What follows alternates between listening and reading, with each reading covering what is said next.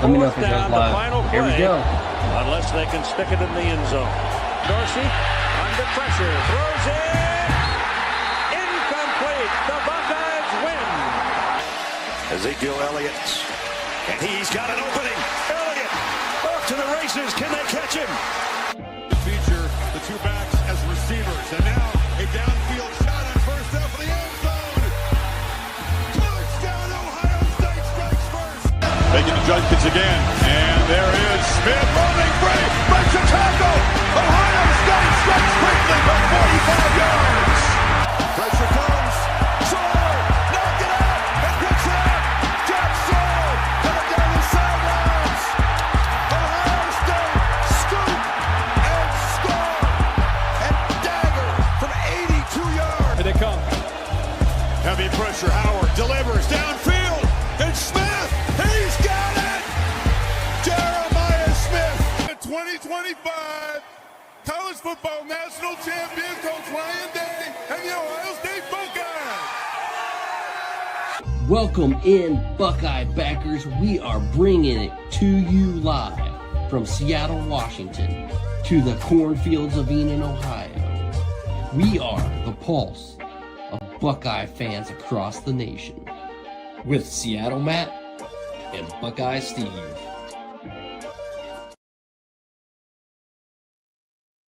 Welcome in, Buckeye backers. We got a special edition today. Brian Buckeye Stats is here, but even better than that, Eli Johnson is joining us, the new 4-star commit from, hopefully I pronounced this right, Cibolo, Texas. Welcome to the show, my man. Here we go. How you doing? Sir. Doing amazing. Doing Did I amazing. pronounce that correctly? Cibolo. Cibolo. Yeah. Cibolo. Oh, man. Cibolo, he's in the Texas State playoffs, committed to Ohio State. The thing that I got to hear from you is, did you really commit on the sidelines last weekend? It wasn't on the sidelines. No, it was All before the game. It was before the game. All right. Had you walked into the shoe yet? Had you come down the tunnel?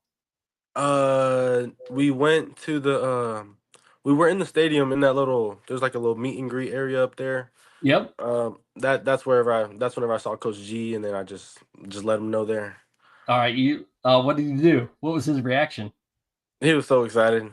Gave me like the biggest hug ever. We just had a great time, and then it was just a great experience. It was like literally perfect. So, Is that something you planned? Like, did you plan to do that that evening, or was it something in the moment that you just felt compelled to do in that moment? I knew that I wanted to commit that weekend. I was honestly planning on doing it on Sunday, but then when I was up there, I was like, "There's no point of even waiting anymore." So I just had to get out the way and just commit there. So yeah, It's just something about being in that environment and with the crowd and the game. it was literally like I had adrenaline to commit. Yeah. Yeah. Were you nervous at all? I was not nervous at all. No, Good. I was not. Like to hear it. Hey, man, there is tons of recruits out there that want to be in your position. You got to make the best of it. You got to enjoy yourself, but you also it's time to work hard. It's time to win that state title for your team before you come up north. And these Texas guys coming to Ohio State, something about Texas players, it just seems to fit right in at Ohio State culturally, mentally, physically, ready to play. And I think they understand the game against Michigan, the team up north, because they get football, they get rivalries, they get that it means almost everything, right? Only God and family mean more than football, and that's how everyone, it seems, in Texas is raised. Yeah, that's definitely 100% true. So you feel like you fit into that Buckeye culture where it just means everything? Oh yeah, most definitely. That was really the main thing: the culture and their traditions, and just the leadership on the team, and the way the coaches really develop their players. And I saw myself fitting right into that. Speaking of culture, we got to get Cody Croy on here because he is part of the culture at Buckeye backers. Cody, the man who set it all up, got a hold of Eli and got him on the show. What's up, my man? Happy to be on. We're happy to have you, Eli. Yes, sir. Thank you. No problem. Matt Patricia, recently hired by Ohio State this past offseason. How do you see yourself kind of fitting in his defense, and what has he shown you in his first season at Ohio State? Yeah, definitely. He likes my versatility. Me being at my size and my length and being able to play certain positions. I could play in the box, play in the middle, and he just sees me as a resource on his defense. So that's really what he's been talking to me so far. You've seen guys like Lathan Ransom and now Caleb Downs. What does that sort of Buckeye to NFL pipeline, how did that affect your recruitment and what you want your future goals to be? How did that kind of align? Yeah, with Caleb Downs, it was obviously he was at Alabama, and then he trusted Ohio State enough to transfer there and know that he'll be developed. So that was definitely a good thing to see. And then Lathan Ransom, he's been developed over there, so it's cool to see those people get developed and become the best versions of themselves what they can be. So I really see that fitting into my recruitment as well. So yeah, absolutely. And then my last question for you is, I noticed that you played with your brother, who's also a prospect. What does that mean to you? Oh, that's crazy. So that's actually not my blood related brother. Okay. Yeah, So yeah. 24/7 Sports 24/7 says it it wrong. says twin brother. That's my corner. Me and Oh, him, okay. yeah, his name's Trey Johnson, but me and him are literally like best friends. We're always with each other, so people always think that we're brothers, but we're really not. Okay. Yeah. Well, I apologize for that. I just Oh, looked up. no. Same last name, man. Yeah, same last name, about the same height. So we literally, and we're with each other 24/7. So it's crazy. That's awesome. But yeah, it's cool. But the question is he any good? Oh yeah, definitely. I was looking. He has several offers. So maybe a Buckeye. I know. Hopefully, he just got an offer to Grambling yesterday. Okay. Nice. That's awesome. Oh, Yeah. we did play some Grambling this year. I don't know if you Oh, saw yeah. that. I didn't go very well. It did not go very well at all. You did mention your versatility, and we do have a graphic. I don't know if you saw it. We posted earlier. Mhm. You kind of remind some of us a little bit of another oversized safety who came in. I don't know if you know his name at all, but he goes by Sonny Styles. 6'4". I think he was about 210, 215 his senior year of high school as a safety. That's the big boy being a safety, and he came in. You talk about your versatility. You are a freak of an athlete yourself. I'm sure you probably like to, envision yourself, as a freak, but do you have any thoughts of moving to linebacker, put on a couple pounds and moving down at some point? Honestly, no. I don't think that. I mean, I could if I really wanted to, or if the coaches need me to play there, then I'll be willing to play. But I see myself being a DB. My agility and my versatility, my speed, I see myself being more beneficial as a DB. Gotcha. You're 6'3", 200 pounds. Is that correct? Is that Yes, correct sir. measurables now? Yes, sir. Yeah. And what's the 40 in right now? My last laser time was a 4.43. Laser time. Ooh. Yes, All sir. right. That's the real deal. Are you running Yeah. track too? Yeah, I will be running track this year. I'll be running the 200 and 4x2. Nice. Yes, sir. Nice. 4x2. So you got a good. Is your twin brother out there with you too? Oh yeah, he'll be out there. Yeah, that's cool. Well, you got another classmate, 2027, that also runs track, who's out here in our neck of the woods, Jameer Showtime Brown, who runs track as well. You chatted with him at all? I don't know. What position does he play? I don't think I've heard of him. He's wide receiver. It's out here.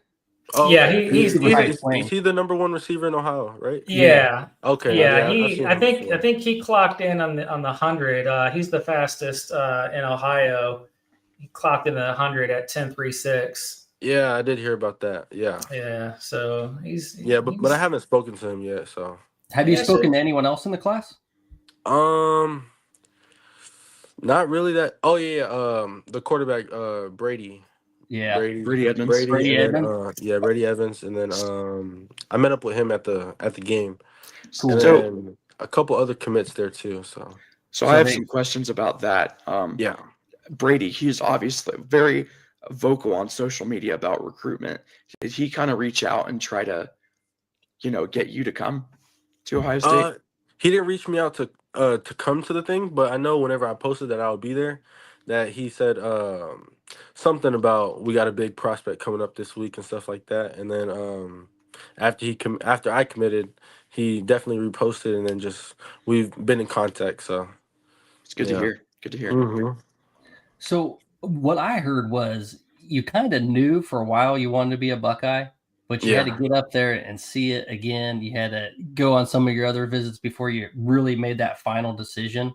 Yeah, exactly. At what point after landing in Columbus did you know this is where I want to be? Was it right there out there in that little meeting room before you go down the tunnel, or did you know before that? Honestly, it was the best game day visit I had out of all my game days I've been to. So that added obviously a plus to my commitment. But what sold it was, I think, it was the first time I went up there in last spring. Just the way the coaches were just real cool, down to earth people, and just really enjoyed being around the players. And the players are just walking around the facility all comfortable and stuff like that. And that really sold to me. And then I just wanted to take my visits and make sure that was the decision I wanted to make. So, can you take us through the night game environment that we had against UCLA? Obviously things are a little different whenever it's a night game. That's a really big deal. The shoe, it's pumping, it's electric in that environment. Kind of take us through what that was like. Yeah, that game was crazy. It honestly reminded me of Aggie Stadium. They're known for having a really loud stadium and stuff like that. And then going up to Ohio State and seeing that, and they had energy the whole game. It was high intensity, playmakers making plays on the field, and it was a fun game to be around too. So, yeah. So what other stadiums or games or programs have you visited other than the Buckeyes? This season I've been to Oklahoma, UT, Texas A&M, LSU, and pretty sure that's it. Oh, and SMU. So quite a few. Now, I do find this interesting that when players commit and that they still go visit other programs. Is that something that you think you'll do, or are you or you're shut down, as they say? Yeah, I would say that, because I feel like that kind of gives a funny vibe to the committing school that I've committed to. Like, if I was a coach, I wouldn't like my recruits to see their people that they're recruiting go on other visits after they've already committed. So that's just not the type of person I am. So that's good to hear. Quality. That's the thing about Ohio State right now. If you go there and you talk to some of the guys, you find out how much more ahead of themselves they are as far as their maturity level. It's a completely different level. What I like to say is we got 5-star people and 5-star players. Now, you got some time before they bump you up to a 5-star, and I'm pretty sure it's going to happen. But if they don't, then you just go to Ohio State and prove them all wrong, and then get drafted in the NFL. That's one thing that you can do. Is there something about Ohio State that just give me that 1 year on the field? Maybe I might not make it first year, maybe I might not make it second year. But you look at Arvell Reese. He's in his third year, first year really starting, and he's going to be a top 10 pick in the NFL. Top 10. Shoot, he might be the number one draft pick. Yeah. And all he needed was 1 year. One year at Ohio State to be featured, and you might be the number one draft pick. Now we're not saying that that's going to happen. Hopefully you get on the field really early and you pull one of those Jeremiah Smith type things and you're up there right away getting that playing time. Or, get some playing time freshman year, build up a little bit, and then year 2, you're showing out. Do you feel like you want to see the field right away? Or, most players do. Do you feel like you're going to, or just go with what needs to happen? I would say definitely. I feel like with my work ethic and my mentality, I could definitely be on the field my freshman year. Yeah. But if worse comes to worse and I'm not able to play, then I'll still be able to develop and still be going against the best offense in the country every day at practice, and then when I get my opportunity on the field, I'll just show out even better. So That's right. It's all about making opportunities, man. Once you get on the field, you show out. You're going to be seen by eyes across the country. Oh yeah, that's definitely a great mindset. And with that being said, that's I think leads into another question I have. Is do you plan on being an early enrollee? That's something that you have to plan for, obviously, now with getting your grades and classes in order and getting your body in order. Is that something you think you're planning on doing? Yeah, yes, sir. I actually just talked to my counselor today. I got my extra classes, my extra credits that I need to do. So I'll be working on those during this Thanksgiving break. So I'll be all set to graduate next December. I was kind of wondering how that goes, like, because I can't imagine being like, you have to plan in advance for that, right? Like you said, during your Thanksgiving break, you're going to be studying.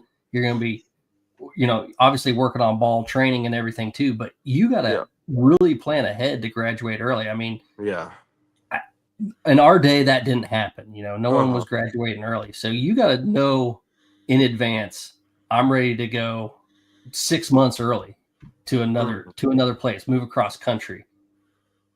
How's that feel? And is it like stressful, or is it like, I just got to get it done. I got to be there. This is for, the betterment of me, the betterment of, my future. Like, how does that go?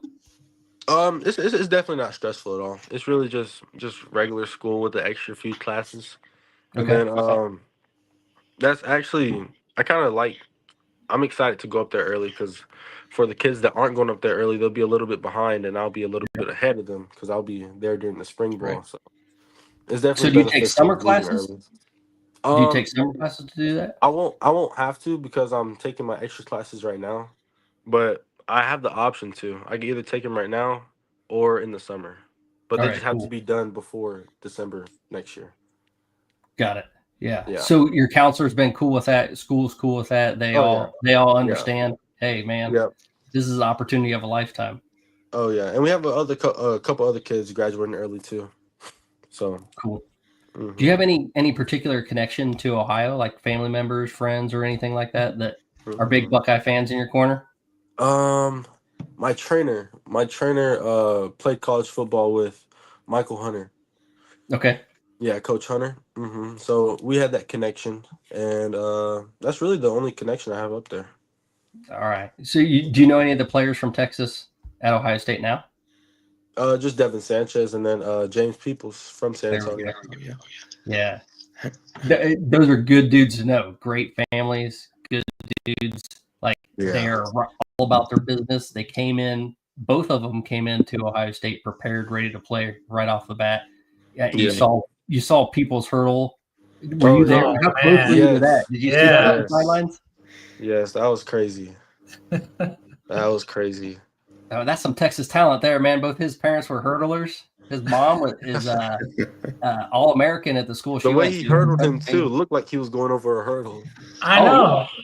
I mean, that was form. I mean, you don't just do that on instinct, man. I was a scrub hurdler in high school. Like I ran hurdles, but I more ran through them than over them. So I know how you're supposed to run over a hurdle. And boy, man, that was perfect form. I was like, man, he got that back leg up, looked perfect. I was like, dang, that was nice. I think he went through 2 hurdles stacked on top of each other. That dude was like, whoa. I think the defender was absolutely surprised. Like, he came up like, where'd he go? I heard my track coach from high school way back when yell at me, Walton, that's how you're supposed to do it. I was like, I know, coach. I know. Did you get the chance to sort of meet up with those guys that you knew after the game? I didn't. I did not. Okay. I got into the locker room a little late. They were already pretty much done breaking up, and I just walked in there and then met with Coach G, and then pretty much just walked out. So I didn't have a chance to meet them. So who did you stay with? Did anyone kind of walk you around campus or show you around, or? It was one of those students that help around the facility and stuff like that. Yeah, student guides. Yeah. You had a guide, but did you stay with any of the players like during the weekend visit, or? No, it was just me, my mom, and my brother. Oh, cool. Yeah. I think isn't Maurice Claret's daughter doing that now? She just got hired. Yeah. Was it his daughter taking you around? No, I don't think so. Okay. It was this one girl. Her name was Aiden. She was pretty cool. Awesome. Gotcha. Yeah. Did you eat anywhere good? Did you have any food in Columbus that you liked? I didn't. I did not go to any restaurants or anything. But the last time I was up there in the summer, we went to some amazing restaurants. What was it called? Dang it, I don't even remember. But they had the fried chicken with the hot honey and the collard greens, mac and cheese. I don't know the name of the place, but it was amazing. There was I can't remember. There was a soul place that everyone talks about, and I can't remember the exact name for it. I've never actually been there. I gotta go. Yeah, it was amazing. All the players talk about it all the time. Every time you see those, like, where do you go to eat? You know, they always talk about it. Yeah, and they always cater it. They always cater it to the facility as well. Oh wow. Yeah, it was some good eats. So, transitioning back to ball. All right, you got your playoff game coming up. Second round of playoffs. This is the top level, right? 6A. Yeah, we're 6A Division 1. 6A Division 1. So you guys were 9-1 this season. Is that correctly? Yes, correct? Sir. Yeah. Now 10-1. Now 10-1. Yeah. All right. So how are you guys looking for this game coming up this weekend? We're looking to dominate this game. We had a really great week of practice. Love it. Yeah, like this is probably our coaches said it's probably the most locked in week of practice we've had almost all year. So excited to perform this week and just showcase what we've been doing in practice. So how does that work? Do you go to the highest rated or highest seeded team's house, or is it neutral site, or what is it? So you're playing West? Is it West Laco? Yeah, West Laco. Yep. West Laco. We can't pronounce nothing up here. Yeah, that's a Laredo team. So we'll be going to a neutral site instead of traveling like the 4 hours that it takes. It'll be a 2.5 hour drive. Okay, cool. Yep. And you're like outside of San Antonio? Yeah, we're outside San Antonio. All right. Yes, so you go to San Antonio a lot? Are you like Spurs fan? I think now I am just because Wembanyama, he's doing really good. Yeah. But I don't really pay attention to basketball that much, to be honest. No, is it all football all the time? Mainly college football, but I do like the Ravens. Ravens are my NFL team. All right, cool. Yeah. Why is that? Kyle Hamilton and Lamar Jackson. Those are my two favorite players. You know, we got our own Lamar Jackson. Yeah, we do. Did you know Bo Jackson's real name is Lamar? Is it actually? Yeah. Lamar Bo Jackson. I did not know that. Yeah. I thought he just got named after the running back, Bo Jackson. He did. It's really a nickname. His dad liked Bo Jackson, so he was like, all right, I'm going to start calling you Bo. Lamar didn't play his football back whenever he was a kid. So back whenever Bo was a kid. So I do want to ask you though, like, was it your first offer was UT San Antonio? Yes, sir. And then so I was an Army brat, so I lived in Fort Bliss for a while. Your second offer was UTEP. Is that right? No, my second offer was North Texas. It wasn't North Texas. Okay, yes, but so you get UTSA, you get UTEP, you get North Texas, and then Texas Tech, Texas A&M, Texas, TCU, SMU. It took how does it?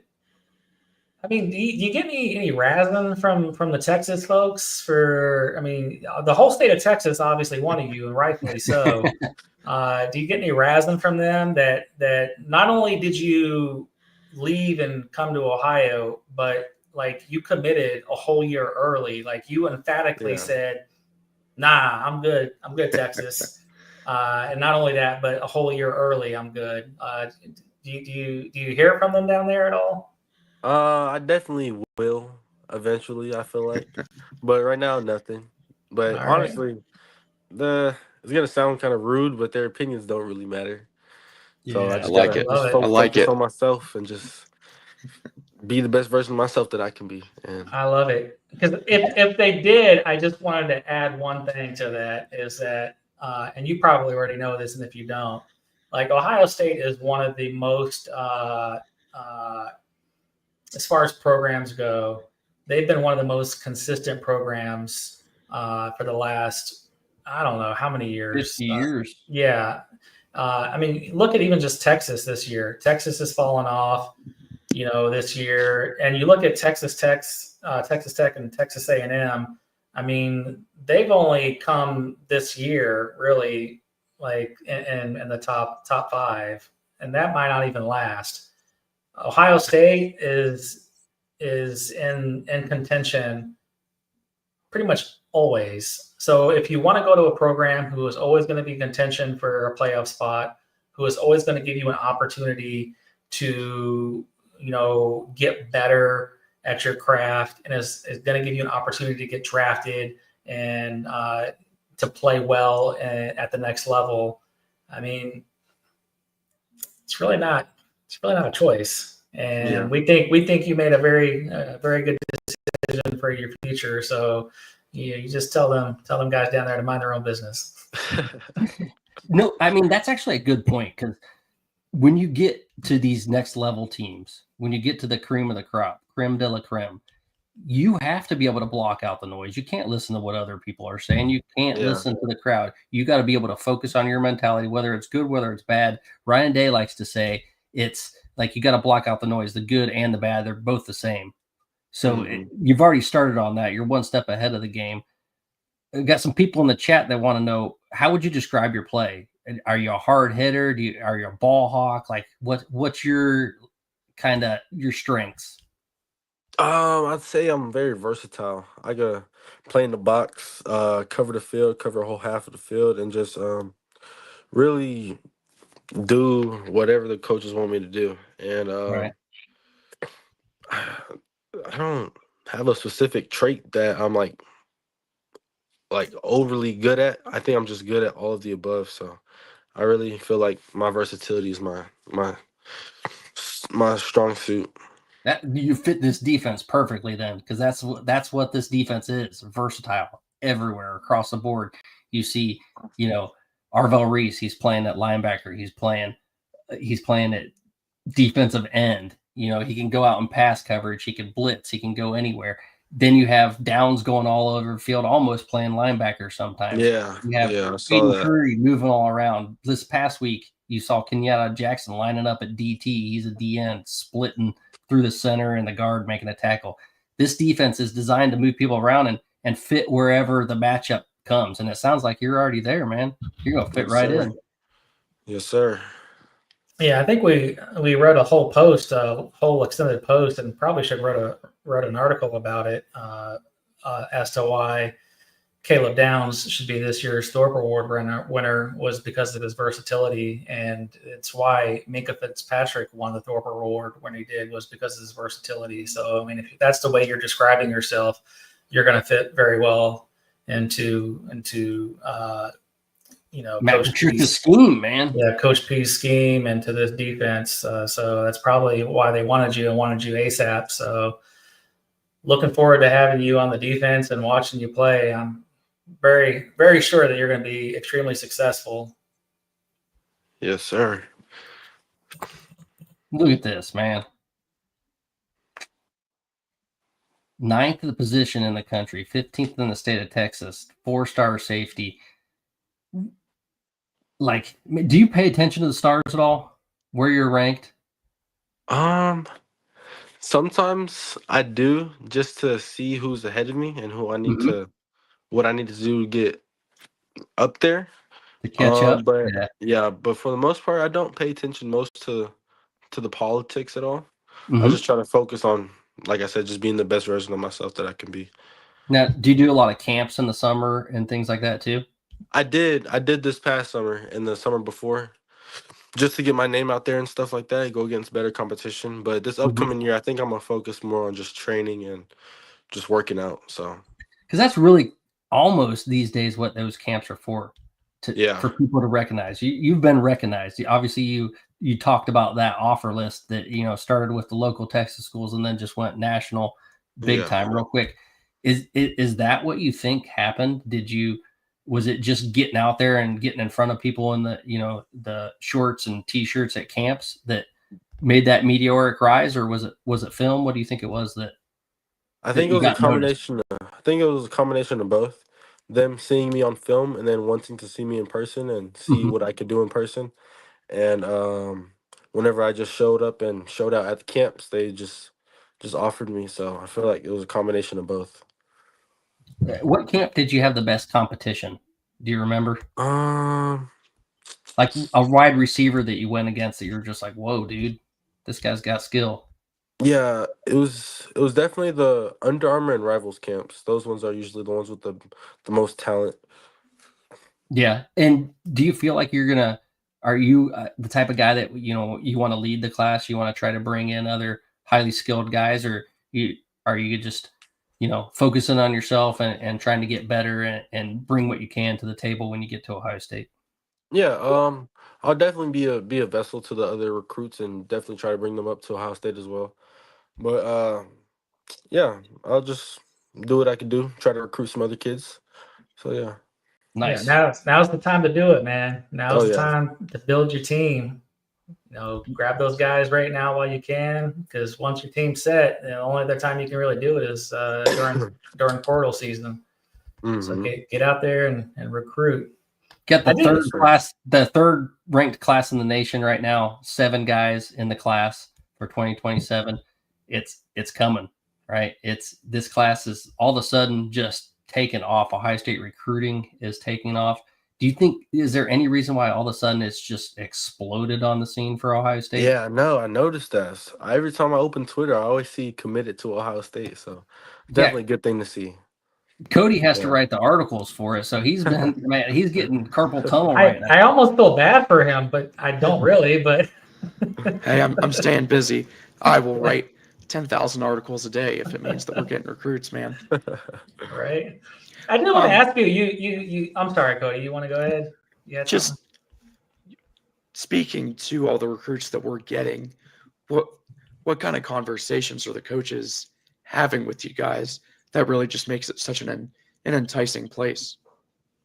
Them just being themselves generally, just them being great people, down to earth people, like I said earlier, and just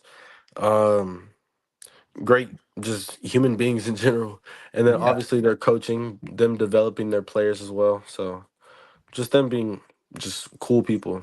So general, down to earth. They can talk about anything, not just ball. Like if you need something off the field, on the field, those guys are there for you. That's the one thing about Ohio State right now that separates it from anywhere else in the nation. Yeah, exactly. And they're not all flashy and all that extra stuff. They're just simple, down to earth, get the job done type of program. So awesome. I love hearing that from you, man. You're gonna fit right in. You're gonna get to work. Good luck in the playoffs. Yes, sir. We'll be watching you. We'll be rooting you on, and I hope you get that title, man. That's yes, awesome. Sir. Yep. Thank you for your time. Yeah, for sure. I appreciate you joining us. Hey, before you go, I got one more question. What do you know about the team up north? Are you studying that rivalry yet? I forgot to say that. I did go to the team up north game this past season. Oh, you did? How'd that go? Yeah, I did. It was honestly, it was cool. It was real cool.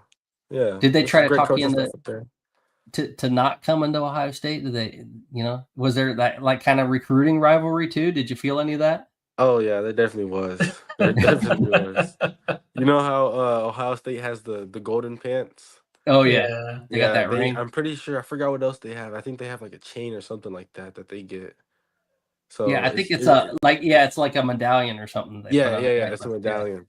Yep. So it's literally the same type of rivalry over there. It's just a big big asterisk. That's what it is. Yeah. You don't know about that yet, do you? No, I don't. Yeah, you will. Yeah. We'll spare you for now. Real quick. Yeah. Hey, man, once you step on campus, you're gonna realize that it's the game, man. It means everything, and I'm sure you got rivalries down there like that. High school rivalries. So you're gonna understand it right away, and you're gonna be immersed in it, man. Yes, sir. Mm-hmm. Well, you got any questions for us about Ohio State? I don't have any questions off the top of my head. No, sir. Yeah, you're gonna learn it real quick, man. Good luck to you. Hey, keep working, keep grinding, man, and stay focused on business. Yes, sir. All right. Good luck. We appreciate your time. Thank you. Thanks. Thank you. Yes, sir. Take care. Dude, what a cool dude. Man, how do we do that? How does Ohio State do that? How's Ryan Day find these guys? I don't know, man. Matt Guerrieri, Coach G, finding just quality quality guys. human beings. This guy's Quality a guys. junior in high school. Yeah. I mean, just willing to hop on here with us at a moment's notice, and then just so respectful. And I mean, just the mentality. I mean, you heard what he said. The question when asked, "Do I want to go on the field?" I mean, his first response, just as a competitor, was, "Hell yeah!" Yeah. You know, he didn't give us the political answer of, "Nah, bide my time," or whatever. No, like, hell yes. Like, I'm a hard worker. I want to, but in the event things don't work out, yeah, I'll bide my time. And so, I mean, just quality dude, man. That's just, man, they're just knocking it out of the park. Cody, any more last words, man? You set that up. You got that stuff going. So good work, my friend. And man, your articles, all this recruiting stuff going on, Buckeyes in the big leagues. You've been a busy man, and I bet your word speed has gone up significantly lately. Listen, I hope that I have to write 10,000 more. I hope that my hand falls off from all the typing. I mean, my hands are hurting for you. 11 commits in 19 days. It's unbelievable. I don't know if that's a record, but it should be. I tried to look into it. There's not like specific data or anything. Brian, I will look into it. But we are busy with that team up north coming, and I've got a lot of numbers I'm wanting to crunch. But I will put that on the docket to look into. They have been on a tear. I know we've been worried about recruiting and all that stuff, but man, I don't know what happened. I don't know if Bjork changed like the decision-making model or whatever they had going on. I know there was some discussion about, NIL and all that stuff. I don't know if they changed, but yeah, it's like Cody's got some stuff to do, so we're going to let him peace out. Gotcha. Appreciate you again, Cody. And then we're going to go into a little bit of Rutgers if there's anything to talk about with Rutgers. Yeah. All right. Well, thank you guys. I'm glad to be back on. Thrilled, man. Thank you. Peace out. Appreciate it, Cody. All right. So let's get into the locker room a little bit, since I was trying to get him to talk. Sorry, I didn't ask him about his vert, Bradley. I think he probably would have said, I do it all, man. I do a little bit of everything. So great to have him on. And Temple Brutus, I wish I would have got this to him too. Sorry. I wasn't paying that much attention to the chat, so I apologize. I'm from Houston and back in Katy now, and got my degree from the Ohio State University. It was the best decision of my life. You're going to love it. I'm sure he will, man. He doesn't know how much fun he's going to have, how many memories are going to be made. I talked to the seniors tonight when we were at the Woody Hayes Athletic Center, and man, these guys it's just the memories, man. These kids are locked in, focused on creating history. Like, they want to be a team, the only team ever to have gone back to back at Ohio State ever. Can you imagine if you got to get 2 banners up for that? I think that is wild. I mean, if they run this table, I mean, I just can't even put the words together to be the only team in Ohio State history, the storied history of this program.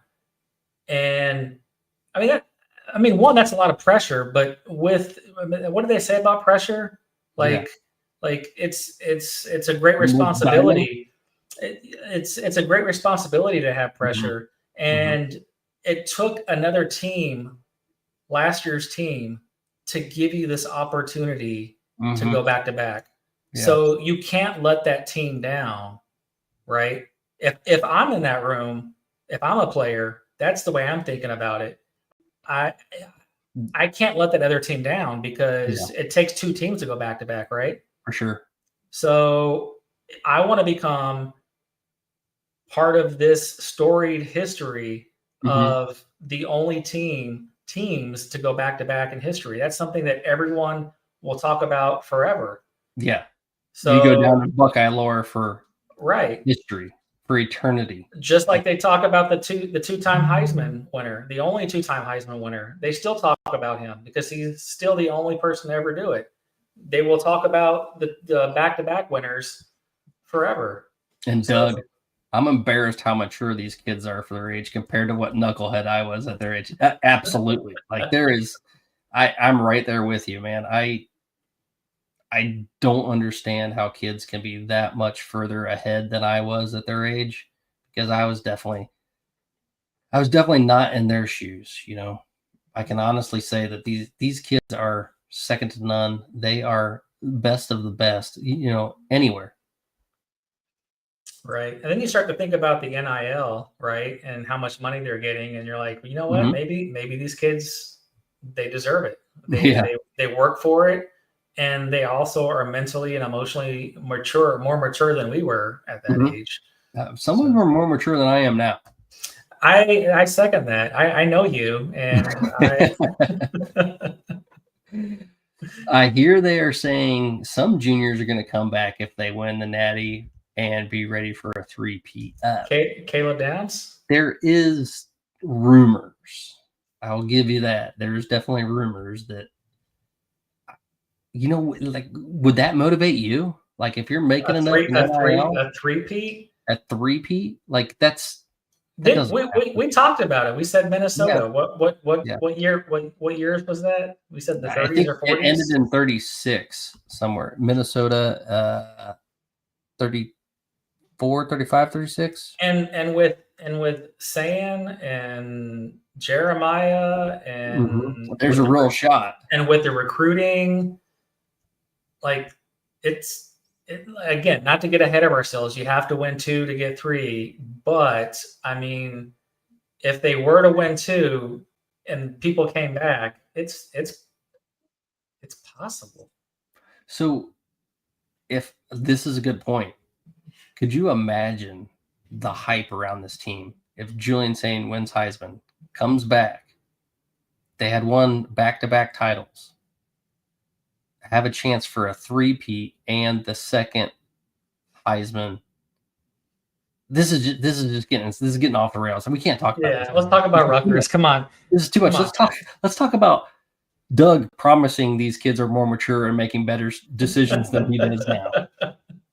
Because I'm sure that there's a lot of people that can relate to that, Doug. A lot of us here. These kids are beyond their years, and it's impressive. I don't know how they're finding the talent and the maturity level of these kids. Like, how do you find that? I tell you how you find it. It's one of the posts I made. I think it was last night when I did the side-by-side of Bowen and Fry. And I said, both these men make me want to cry, but for 2 separate reasons. Yeah. We just have actual recruiters now. I mean, Bowen is out there actually not just doing his job. He is like on freaking fire. Oh yeah. Remember when we were crying? He came in on fire. We were crying the last few years. Why aren't we getting any offensive linemen? Now it's just like, man, I love to use the word from the Three Amigos, but boss, Jefe, we have a plethora. We have a plethora of offensive linemen. You remember it was not that many years ago where we were just like, man, I wish we could get a national title. I just want one, and I'll be happy. And now we're just like, I just want 2, maybe 3 in a row. Oh, you're starting to sound like? Yeah. You're starting to sound like LeBron when he went to the Heatles. Not 1, not 2, not 3. All right. It wasn't too long ago. I remember back to 2002 when I was just like, I didn't think a national championship was possible at Ohio State. It had been so long. Then you make us wait till 2014. You know, you go 12 years, and then again, make us wait another decade. Wow.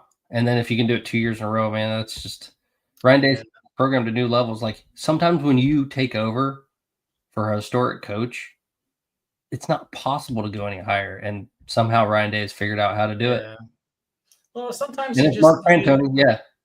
sometimes you need a bump in a road. Like, he had his bump in a road. You know, he lost he lost his first go at it. And sometimes you have to go through that heartbreak, and then he had the 4 losses against Michigan. Sometimes you just have to have your heartbreak. And he got revectored, and actually heartbreak. I got this guy. I finally got this guy, and that's been well documented, and we'll talk about it in the show this week about the play calling. Hopefully things happen for a reason, and you revector, and it shifts your mindset, and it makes you a better person, a better coach, a better team, and that's what he needed. Revector, I like that. Doug Shepard was working at the Ohio State Medical Center when they won the national title in 2002. Man, you were like on the job during the game? Because that would have been a wild ride.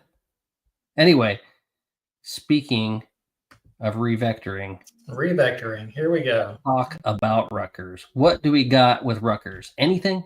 I mean, their defense is like all triple digits. It's scoring or worse. Yeah, scoring defense 107, total defense 122, PFF defense they're ranked 131, pass defense 85. That's sacks almost respectable. Sacks per game 131, PFF pass rush. Yeah, their defense is horrendous. Garbage. Absolute garbage. So the model would have to take that into account, right? Yeah, the model is going to have to give us a lot of points, I would imagine, with a defense like that. Something else I like to point about their defense. If you follow along, I like to talk about not just their rushing defense, because rushing defense takes into account how many total yards per game. And I don't necessarily like that because, pace of play and all that kind of stuff doesn't take into account. I like to look at what your rushing average is. As a defense. Yards per carry. As a defense, how many yards per carry do you give up? And it just so happens that Rutgers is dead last. They are number 136 in the nation, and giving up and giving up yards per carry. Yards per carry. There you go. There it is. And it's not even like they're dead last. I mean, being dead last is bad, but it is real bad because they give up 6.55 yards per carry. But the number 135 team, second to last, Georgia Southern, is almost a yard away from them. Oh, that's how bad Rutgers is. Do you remember that play we saw? I forget what game it was, where they had our line blocking a guy, and I think it was Texas, and it looked like he was on skates, like he was actually like sliding back. Remember that meme? Yeah, their whole defensive line's like that. And you can see in the graphic you have up UCLA, who we just played, and we I think averaged like 9.5 yards per carry during the first half or something like that. UCLA is number 131, and this is sorted by yards per carry. UCLA gives up 5.18 on average, and you saw what we did to them. And Rutgers is how many yards did we average against UCLA? Us as a team by the end of the game per rush. By the end of the game, I don't remember what it was, but I remember by the end of the first half when it really mattered, because that's when we were really playing hard. It was nearly 10 yards. It was like 9.6 or something like that. Yeah, by the end of it was just kind of like mop. Yeah, it was mop up time, and we had like second and third string offensive linemen in there and all that stuff. But the first half, when we were really trying, I think I had posted it. We were at like 9.6 yards per carry, and you can see here their average is UCLA's is 5.18, and Rutgers is at 6.55. Well, so that's with our game factored into it too. So yeah, this is after the damage we did. So yeah, So anyway, Rutgers is really bad at the run defense. That's the point. So back to Rutgers. So we don't even need receivers in this game. I mean, you might as well just sit them and just run the ball. Sure, but that's a good segue as well. If we're going to stay on our offense, okay. I would, me personally, and I posted about this, I would love to see Quincy Porter featured. Oh yeah, I would love to see him featured. I don't think the casual fan, fully understands and appreciates what we have in Quincy Porter. I equate this to Tate, probably like Tate's freshman year or going into his sophomore year when he didn't play as much, kind of like before Northwestern, where we were going to Chicago and Wrigley, and it was his hometown and stuff had happened with his mom. And I think they kind of we're going to let him play. We're going to feature him a little bit. I know we got a lot of people in front of him, and people are like, hey, Tate might actually be good. I feel like this could be that game for Porter. I don't think people realize that Tate and Jeremiah are both 6'3". Quincy Porter is 6'4". Tate is listed at 195. Jeremiah, we all know, he's a freak. He's at I think this year came in at 222 or 225. And Quincy Porter is 210. Quincy Porter is a freak. He clocked in at 22 miles per hour, over 22 miles per hour in practice. Legend has it. He was a 5-star. Jeremiah even said he's the next great one. I think if he has the opportunity I'm sorry, man. I've lost all focus now with those nerd glasses, man. Yeah, I know. Yeah. I will. That's why you're the numbers, man. That is why you're the numbers, man. I'm loving it. Anyway, I would love to see. I'm okay if Jeremiah and Tate sits. I would love to see them just feature Quincy Porter and let him just get his timing down with Sand. And in the play, I like what I'm seeing on Bryson Rogers, man. He's looking good too, and you're going to see Mylan Graham too. There's a reason everyone was excited about him too in the spring. Yeah, I'd like to see Mylan Graham a little bit with those crossing patterns over the middle, because that was where he really separated himself in the spring when we saw him cutting across the middle of the field and them getting him the ball after everyone had run off and he's coming in behind the traffic. Yeah, he was nasty in that. Yeah, I do want to give Brandon Ennis his props. For sure, he does deserve. There were a couple of grabs that he just went out and just snapped the ball out of the air, and you don't see a lot of receivers do that. And during this last game, he was doing that. And I'm just gonna say it.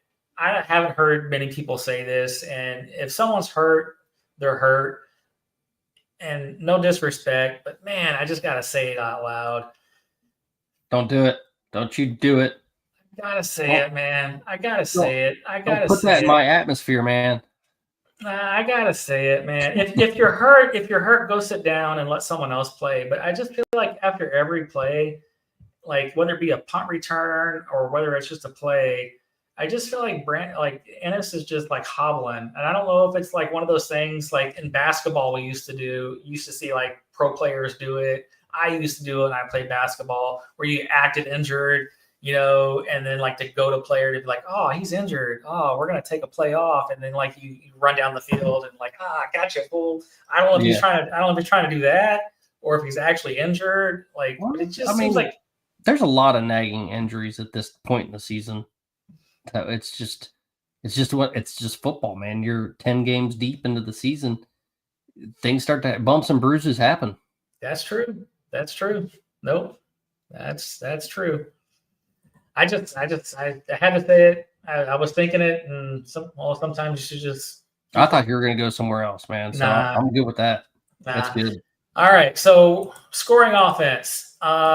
They don't do much good on defense, and they honestly don't do much good on offense. But surprisingly, they don't do good anywhere. What a statistical challenge is that? Statistical challenge. Throw out that red flag. Yeah, they actually surprisingly do have a decent offense. Passing game.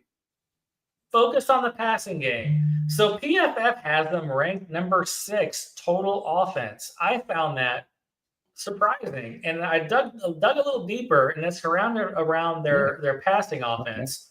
So I dug down and looked at long passing plays, and for passing plays of 10+ yards, they're ranked 27th in the nation.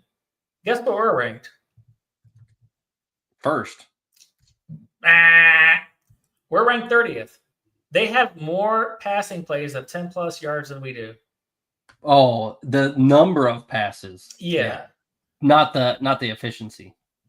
No, not the efficiency. Sorry, I missed that. So long pass plays of 30+ yards, they are ranked, and this isn't the number of plays. This is what they're ranked. Don't tell me Caliac Manis is throwing the ball downfield more.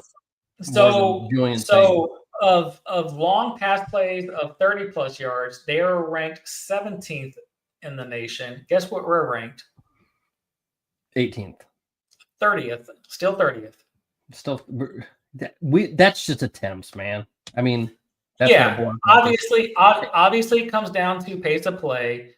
Not pace of play, but how defenses are playing against Ohio State, and we're taking the underneath because that's what they're giving us. Yes, it has. But both. It's both because their pace of play, I don't remember the top of my head. I think we're ranked 110th in the nation in offensive pace of play.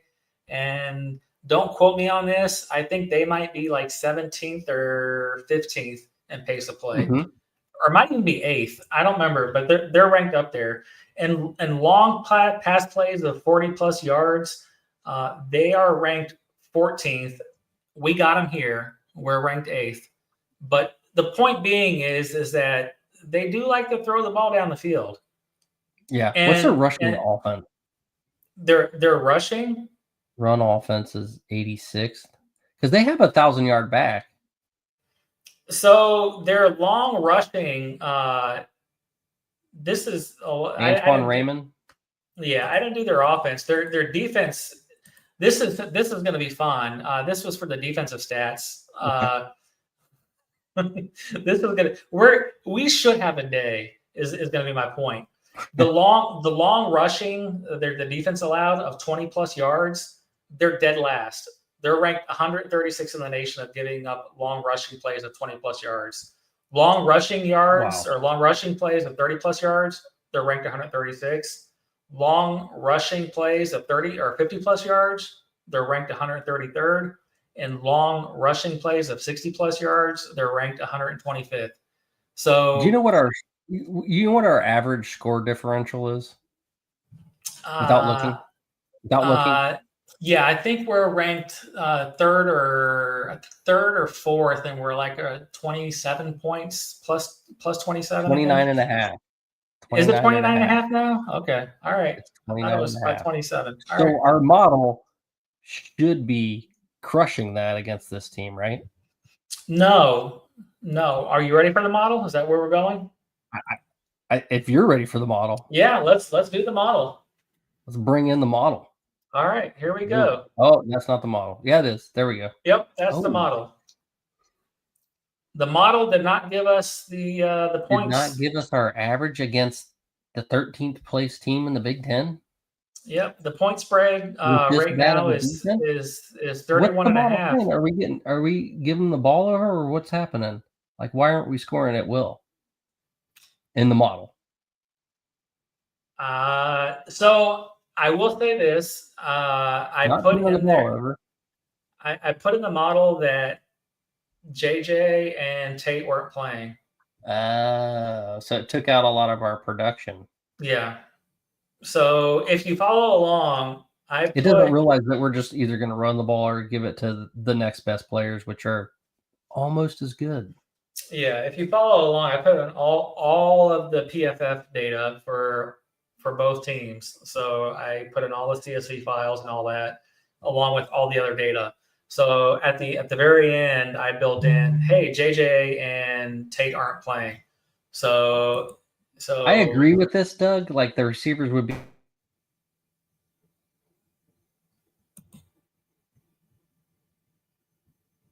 Didn't give yourself that opportunity quite as much because our pace of play is really, really slow. I mean, and these guys need reps too. Like the starters need reps and the backups need reps. So it's like it is a kind of a catch-22 situation. If you're, spreading the ball and snapping it quickly and no huddling to get more plays, you have more risk of injury, you have more risk of fatigue later on in the season, but you also don't have as many plays if you're slowing it down to get some of the backups in the game. Like Lincoln Keenholz has barely thrown the ball this season. Right. Yeah, that's the thing. Like with a receiver and a quarterback, it is all about timing, and it's all about trust. And you have to build that, like you said, over time.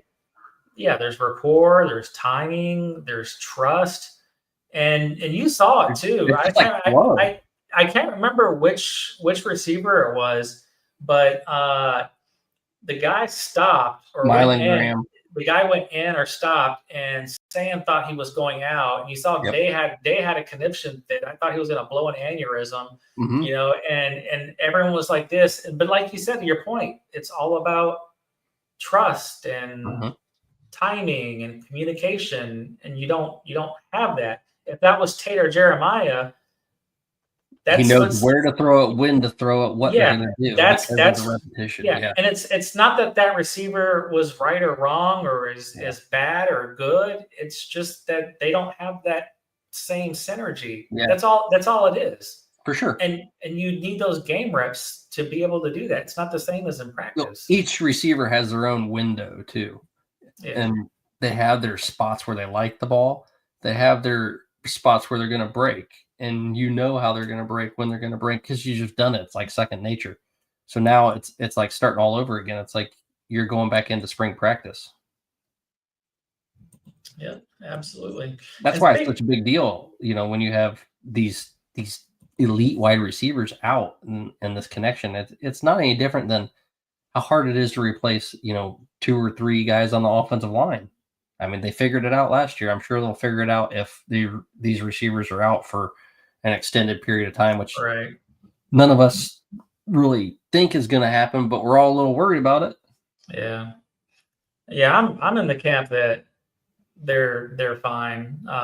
Outside of maybe Tate, I think I'm in the camp with Tate that it's possibly a calf / Achilles issue, and they're being overly cautious. Having been an NBA fan like most of my life, and having been someone who wanted to be a physical therapist / trainer for like the Lakers in another life, I know you're in that world as well. You don't mess with a calf, because a calf quickly turns into an Achilles issue, and you can rupture that very, very quickly. And you obviously don't come back from that. Even a tendonitis is a very nagging injury. If you get Achilles tendonitis, then it's a long process to get back from that. Otherwise, it's one of those things that's real easy to re-injure because you're using it constantly. Right. So yeah, I mean, Jeremiah, there's all these conspiracy theories that he was faking a limp, and like it is whatever. I think most of us agree that it's more likely than not he's probably going to sit out this game, and he'll be okay for Michigan. And Tate is there's probably something I don't want to say serious, but of the two, he's probably the one where there's probably something to keep an eye on, but hopefully he'll be okay. What's funny? There was guys talking about it today, and they were like,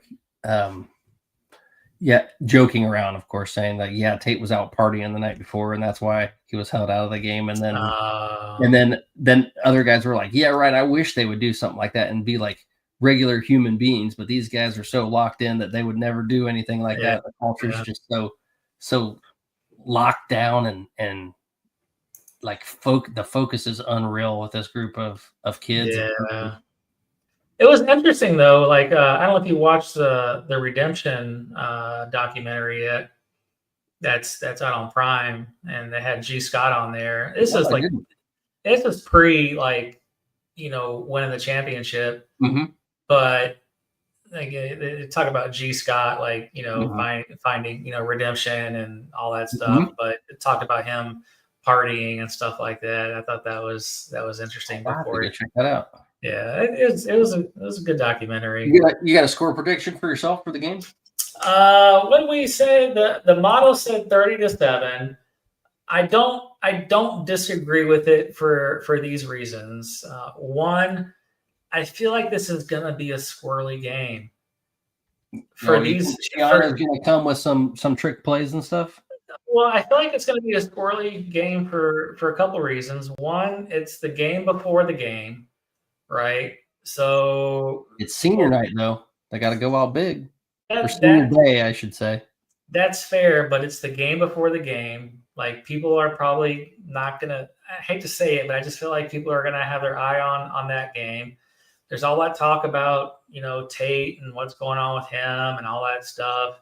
I think they're probably going to want to rest some people and probably feel some extra people out for some of the things we talked about before, either because they want to have some idea of who do we want to use for Michigan and or the playoffs. So they're going to probably be feeling some people out. So I feel like there's going to be probably some more opportunity for Rutgers to score, or less opportunity for us to score. They're going to be filling out some receivers.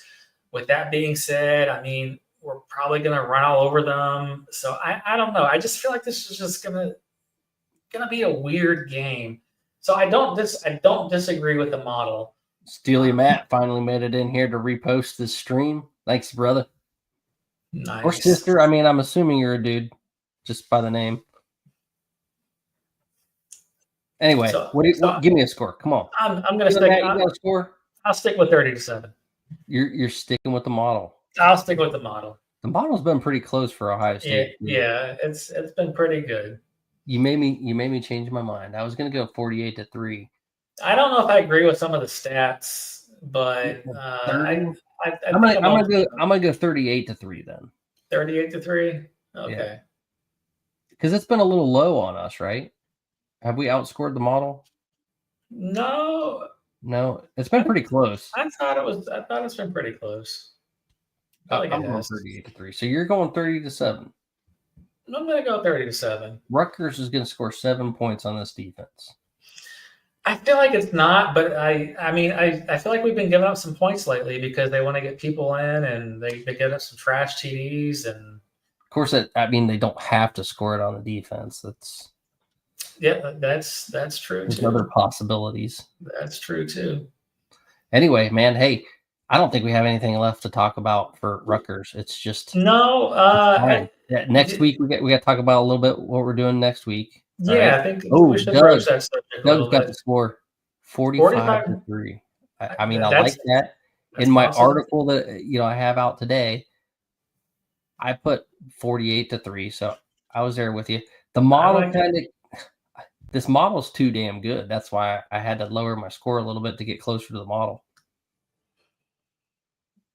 I mean, I don't dislike the score. I mean, no, you shouldn't. But I think we've got to beat that 29.5. So yeah, I'm gonna stick with my 38-3. Yeah. Well, the spread right now is what, 31.5? Yeah. So that and we've beaten the spread almost every time. I think that there was 2 games in a row that we didn't. All right. Beat the spread. So what are we gonna do next week? I mean, we're going to do an extra show or 2, maybe. Yeah. So if you're okay with it, remember the study I did on the play calling, like the run, pass, and how that worked the last 4 years. I'd like to, if you're up for it, and if the listeners are up for it, I'd like to maybe devote an entire show to that. I think we can do a whole hour, if not more. Oh yeah, on that entire subject, because Mhm. if you guys recall, what I did is I broke down the last 4 years of all the games of every single scoring drive and non-scoring drive that we've had. And then I separated all the Michigan games, and then I also separated the 3 playoff games, and then so the 3 playoff games. I can't remember if it was like the playoff games and the Natty game. I separated because they were a little bit different. And then if you look at the numbers, it was just astonishing. Everything. Save it. We'll talk about this. All right. Don't blow our cover yet. I already posted it. It's been out there for weeks. Well, we can dissect it. We're gonna break it down some more. Until then, God bless. Go Bucks, and we'll see if the model's right again. Good night, guys. Peace out.